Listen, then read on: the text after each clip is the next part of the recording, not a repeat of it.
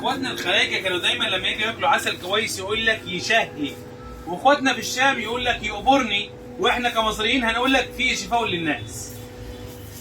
بسم الله، بسم الله الرحمن الرحيم.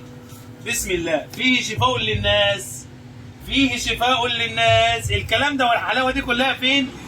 في عطارة ومحمصة بيت التوابل. فيه شفاء للناس. خزين شهر 6 وشهر 7 وشهر 8 فين؟ في عطارة ومحمصة بيت التوابل، وفيه شفاء للناس، والتوصيل مجاني. التوصيل مجانا لحبايبنا اللي هم قريبين مننا.